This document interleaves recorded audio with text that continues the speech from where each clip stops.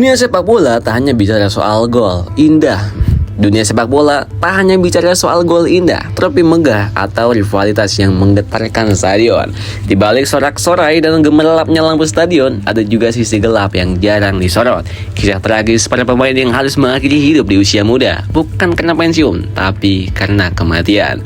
Hari ini dunia kembali berduka, bukan karena tim kalah adu penalti, bukan karena pemain andalan cedera, tapi karena dua nyawa pesepak bola muda dari dua penjuru dunia yang berbeda harus terenggut secara tragis. Muhannad Al-Lili mungkin bukan nama yang sering kita dengar di papan skor atau trending topik, tapi di kamp pengungsian Maghazi, Gaza, dia adalah harapan. Pemain muda dari klub lokal Nadi Khadamat Al-Maghazi ini meninggal dunia setelah menjadi korban luka akibat serangan bom Israel biadab. Bukan di lapangan, bukan karena cedera hamstring atau tabrakan antara pemain, tapi karena korban peperangan. Tragedi ini menambah panjang daftar kehilangan sejak 2023. Sudah lebih dari 375 pesepak bola di Palestina dilaporkan telah gugur. Tak sedikit dari mereka adalah pemain muda yang baru menepati karir, bermimpi bisa bermain di luar negeri, memperkuat timnas, atau sekedar bermain bola dengan sepatu yang layak. Tapi mimpi mereka berhenti terkubur di balik keruntuhan. Di Gaza, stadion bukan tempat liburan, lapangan jadi tempat pengungsian, bola diganti menjadi debu, dan anak-anak yang dulu bercita-cita jadi Messi atau Ronaldo, kini hanya berharap hidup sampai besok. Dunia sepak bola kehilangan generasi, lebih dari itu. Dunia kehilangan kemanusiaan. Karena saat kita bicara soal Al-Lili, kita bicara soal anak muda yang cintanya pada bola tak bisa menahan gempuran senjata. Kita sedang bicara soal skor atau trofi. Ini soal nyawa. Ini soal keadilan. Doa dan solidaritas untuk Palestina, karena satu telah gugur, Muhannad telah gugur, tapi ribuan mimpi ikut terkubur. Di Eropa, kabar duka lain mengiris hati. Diogo Jota, sang bintang Liverpool dan timnas Portugal, dilaporkan meninggal dunia dalam kecelakaan mobil tragis di Spanyol. Kecelakaan itu terjadi di kilometer 65 Jalan A52 dekat Zamora, Sanabria. Mobil yang ditumpanginya bersama sang adik Andre keluar jalur dan terbakar. Tak ada dari mereka pun yang selamat. Yang membuat tragedi ini terasa makin pahit, Jota baru saja menikah pada 22 Juni kemarin. Belum genap 2 minggu. Postingan terakhirnya di Instagram masih soal hari kebahagiaannya bersama sang istri, lengkap dengan senyum yang kini terasa terlalu perih untuk dikenang. Jota dikenal sebagai sosok yang pekerja keras, pendiam, dan penuh dedikasi. Di lapangan, dia bukan pemain yang banyak bicara, tapi selalu memberi jawaban dengan gol dan assist. Liverpool kehilangan salah satu senjata terbaiknya. Portugal kehilangan pemain kunci. Tapi yang lebih dalam, dunia kehilangan seorang suami baru, seorang kakak, dan seorang anak. Tragedi ini bukan soal klub atau rivalitas, bukan soal siapa dukung siapa. Ini soal kehilangan. Dan kadang kehilangan datang secepat tendangan poli keras. Kasus Jota dan Al-Lili hanyalah dua dari banyak nama yang pernah membuat dunia sepak bola berhenti sejak dalam diam dan doa. Mereka adalah pengingat bahwa di balik sorotan dan jersey, pemain bola tetaplah manusia, rentan, bisa terluka, dan bisa pergi kapan saja. Masih ingat dengan David Astori, kapten Fiorentina yang ditemukan meninggal dunia di kamar hotelnya pada 2018 akibat serangan jantung?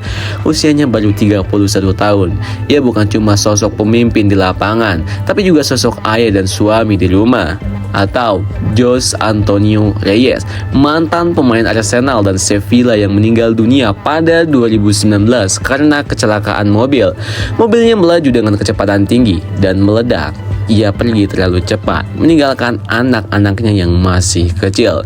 Kemudian ada Emiliano Sala, striker asal Argentina yang baru saja dibeli Cardiff City. Ia tewas dalam kecelakaan pesawat kecil saat terbang dari Nantes menuju Wales. Ia bahkan belum sempat bermain satu laga pun untuk klub barunya. Dunia menyambut kedatangannya, tapi tak pernah sempat melihat debutnya.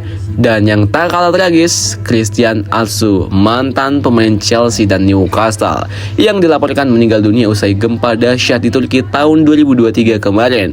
Tubuhnya ditemukan di bawah reruntuhan apartemen bersama ribuan korban lain. Beberapa tahun terakhir, sepak bola dunia berkali-kali disapa duka dari arah yang mengenaskan. Di Indonesia, tragedi Kanjuruhan tahun 2022 jadi luka kolektif nasional. Lebih dari 130 nyawa melayang, termasuk pemain muda lokal yang hanya ingin menonton pertandingan. Mereka meninggal karena sesak napas, terinjak atau terjebak gas air mata. Stadion berubah jadi ladang kematian.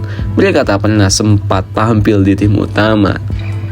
2023, pemain muda Pantai Gading Mustafa Shila kolaps dan meninggal dunia di tengah pertandingan bersama klub RC Abidjan. Detik-detik juga jatuhannya terekam kamera dan dunia kembali mengheningkan cipta. Ahmet Eyüp Turkaslan, kiper klub Turki Malatyaspor, juga meninggal dunia akibat gempa besar. Ia tak berhasil menyelamatkan diri saat bangunan tempat tinggalnya runtuh. Jenazahnya ditemukan setelah berhari-hari pencarian, mengakhiri harapan para fans dan keluarganya. Lalu ada juga João Calvanho, pemain klub Vila Nova di Brazil, yang meninggal dalam kecelakaan bus tim. Bus kehilangan kendali dan terjun ke jurang. João baru 23 tahun, yang meninggal saat kembali dari laga dan saat seharusnya tubuhnya hanya lelah, bukan terkujur kaku. Jangan juga lupakan Marc Vivien Foe, pemain Kamerun yang meninggal dunia di lapangan saat laga Piala Konfederasi 2003. Serangan jantung mendadak merenggut nyawanya dan di depan jutaan mata ia terjatuh dan tak pernah bangun lagi. Sering dipuja karena romantismenya, tapi di sisi lain ia juga mencatatkan luka yang terlalu nyata, dan luka itu tak bisa dihapus hanya dengan satu musim baru. Mungkin kita tak bisa menghidupkan kembali Muhammad Ali, Diego Jota atau Astori, tapi yang bisa kita lakukan adalah mengingat, menghormati dan mendorong perubahan. Kita harus ingat bahwa keamanan stadion adalah prioritas, bukanlah pilihan. Kita harus dorong agar pemain terutama di negara konflik atau liga-liga kecil mendapat akses medis dan proteksi yang layak. Kita harus sadar bahwa sepak bola bukan sekedar olahraga, tapi cerminan nilai kemanusiaan. Dan yang paling penting, kita harus ajarkan pada generasi muda bahwa respect, solidaritas, dan empati jauh lebih penting daripada sekedar kemenangan.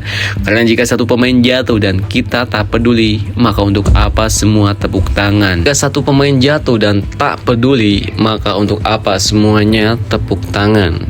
Diam sejenak untuk mereka yang telah pergi. Diam sejenak untuk mereka yang telah pergi.